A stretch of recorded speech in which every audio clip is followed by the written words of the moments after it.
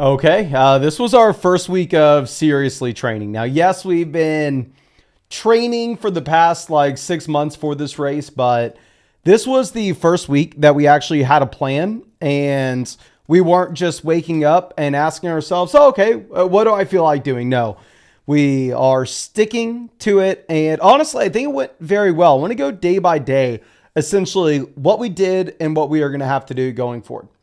So we took off the 14th, which was the Sunday going into the week. And honestly, having that rest day was a big, big deal. We'll talk about what just happened today and kind of how we probably need a rest day. But anyway, we hit the ground running. On Monday, we went with a 2.5 hour bike ride and an hour swim. We did this on the trainer. So we were just sitting in the garage for the bike. We did the swim at the YMCA.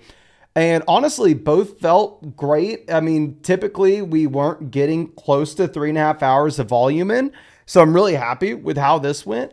The next day we did an hour and a half bike, an hour and a half run.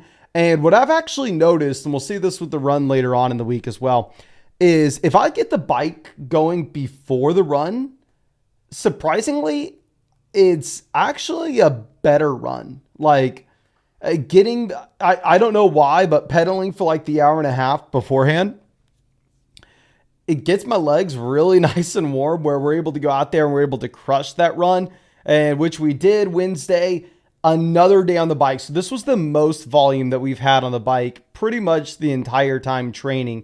We got 2 hours in on the bike on Wednesday. We did an hour swim as well. And then Thursday, this is where we hit the wall, right? Because Monday, Tuesday, Wednesday, this is going to be the main block, even going into the future. Really, those 3 days, we are just cramming a ton of volume in, 9.5 hours in those 3 days. And then we are hoping that in the final 4 days, we can still progress and still put work in, but not necessarily going with this much volume on the bike right out the gate every morning. Thursday, we had an hour and a half run, and the run did not go well. It was hot. It was our first like hot run that we've done all year. Nutrition's been a big factor this week, especially with working out this much. I think the mistake that we've made is what we've been eating for breakfast pretty much every single day now is I've been having like cereal, which is essentially just rolled oats, like some pretty healthy cereal, to be honest. Cutting up a banana, throwing it in, throwing some strawberries in the bowl as well. And then instead of milk, using muscle milk. I mean, we've done this God knows how many times so far.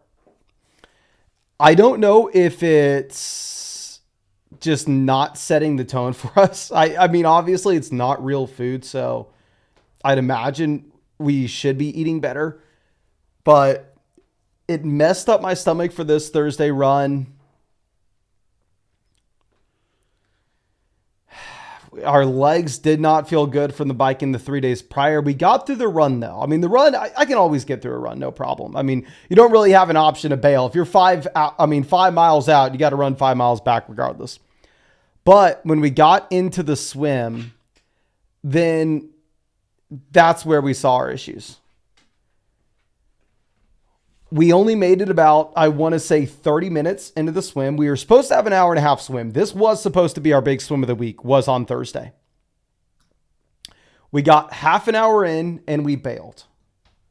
So then we dug ourselves a hole for Friday, Saturday, Sunday.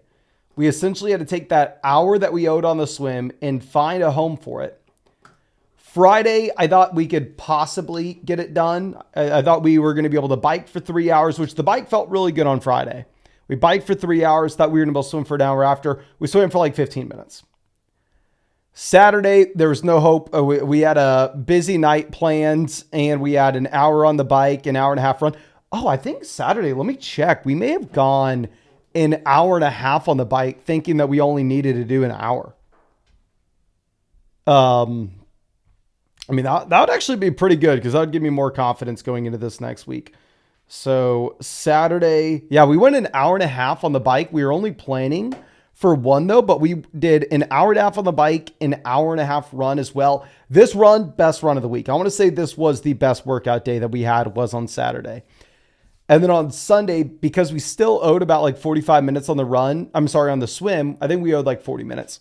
We ended up swimming for an hour 40, which we got through. It wasn't fun. I've been using like the fin thing while you swim. I've been putting like the foam pad between our legs, trying to stay more balanced because I have noticed our hips dip when we're swimming. So we've been working on that a lot. But nonetheless, I mean, we crushed this week. I think this was the best week of training that I've ever had in terms of triathlon wise. I mean, in terms of volume, we got 10 and a half hours in on the bike. We got 4.5 hours in on the run and 4.5 hours on the swim.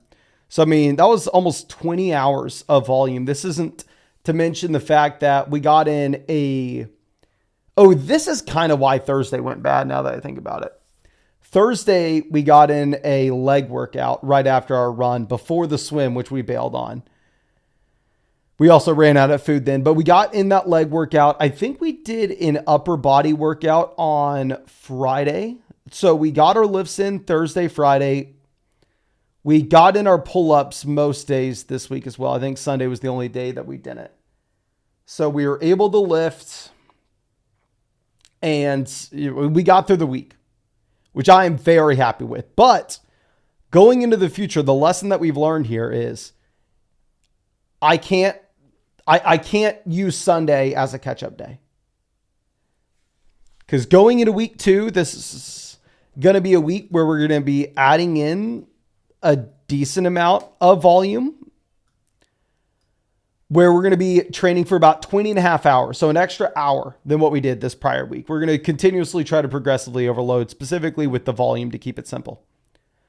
But from that Sunday swim that we previously had yesterday, it made today's workout extremely difficult. So going into the future, the plan is going to be 1, let's fix our nutrition. Let's eat a real breakfast. We're going to be going to breakfast sandwiches. We're going to get eggs. We're going to get turkey bacon, and we're going to get some English muffins going. I think that should be a lot better. And also, we're transitioning away from like honey stinger waffles, which we've been doing previously, to Nature Valley like granola bars. I actually kind of like those. We've been trying them over the past few days.